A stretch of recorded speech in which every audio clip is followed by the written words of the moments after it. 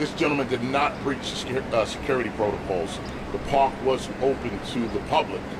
But of course, we're going to look at everything, and with the magnitude of what's going on around right here, we'll reassess our security with our federal partners. Like I said, we're going to go back. We're going to go back to the command. We'll talk to our federal partners, and we'll make decisions. If we need to tighten up security, maybe we'll shut down the park. This is something that we'll determine once we talk with all our partners, with the court officers, to make sure that with everything going on, the gravity of the event going on right now, we make sure we'll have ample security. All right, Anthony DiLorenzo.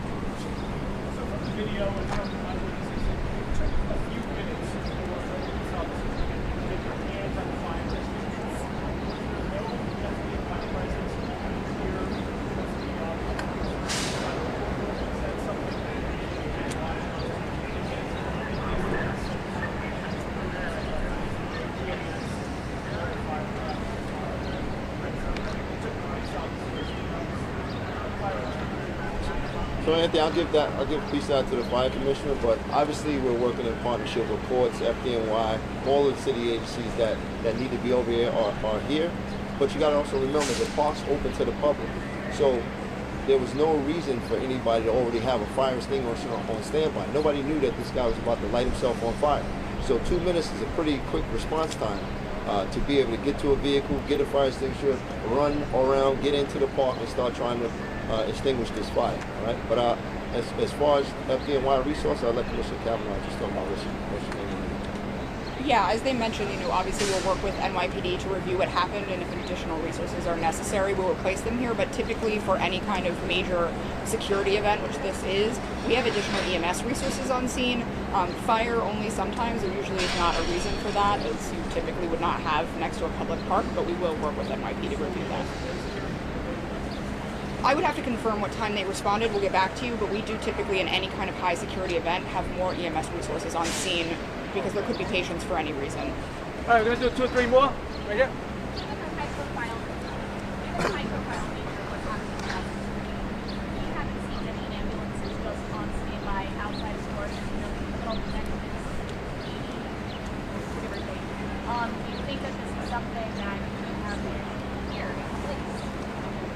Not everything that you see right here is part of the plan. There's a large security plan for this, and trust me, when we had our meetings before this took place, we met with FDNY, EMS, we met with our court partners, we met with Secret Service, so I'm not quite sure what else you're looking for. Well, an ambulance, like, on standby. Yeah, EMS and FDNY are in the area at during this trial as well, and they're totally aware of what's going on, and our response time today was pretty quick. Max, right there. Do we know if the man said anything before, during the incident? As of right now, what we're showing is that he just walked directly into the park and began to throw the pamphlets in the air and then lit himself on fire. That could come out during our investigation. We have a lot of witnesses here. A lot of people are coming forward. We hope if more people come forward, we can put a little more information together. But as of right now, we don't have that he was making any statements. Tim McNichol, CBS.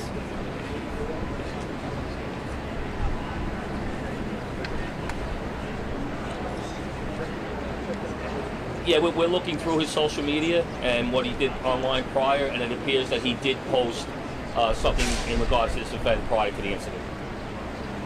Dan Rivoli.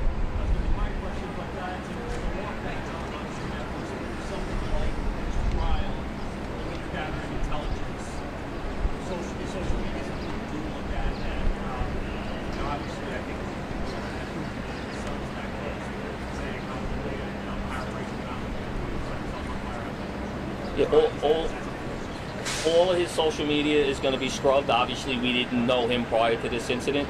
I talked about the Detective Bureau. We didn't know him prior to this incident. But going back now, part of the investigation, all his social media, any associates, we'll be looking at all of them. Right here. Is there any connection between this guy lighting himself on fire and the Trump trial?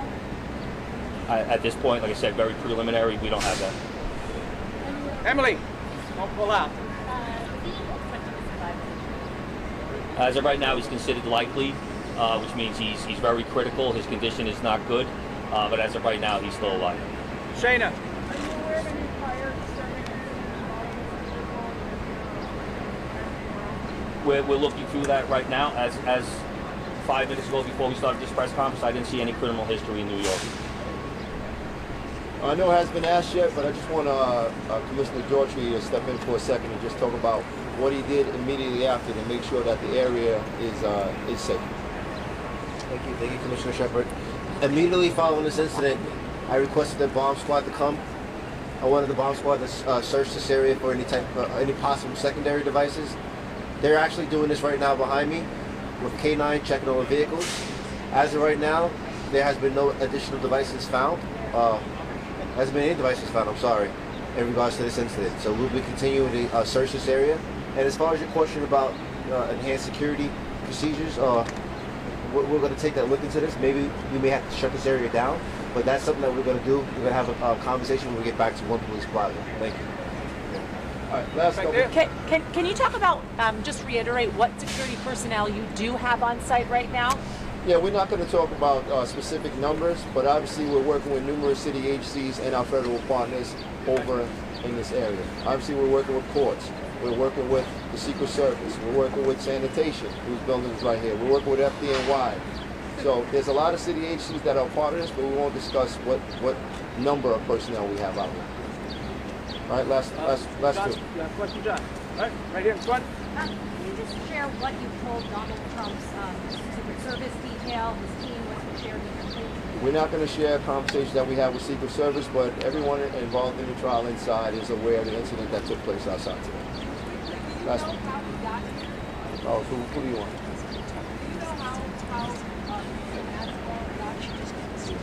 That's on the investigation, but I'll let Chief Kenny talk about it. Yeah, as of right now, on August camera, we have him walking to the park. That doesn't mean that he didn't either take the train here or come here, via a car. We do have a vehicle identified that's connected with him. We're currently searching for that car. All right, last one. All right, last question. Yes, so the man was seen by multiple people carrying a sign that appeared to be somewhat anti-Trump, and earlier this week you guys blocked off barricades for Trump supporters protesting at Eyewitness, and I noticed that he lit himself on fire on the Trump supporter side. Do you have any reason to believe that he was targeting Trump supporters? As I think everybody who stepped up here said earlier, we do not believe this was targeting any particular person or any particular group. We just right now labeling it as a sort of a conspiracy theorist, and we're going from there. But the investigation will continue. Thank All you, right, everyone. Thank you, everybody. Thank you for your time and attention. Thank you. Victoria, did you get that last bit?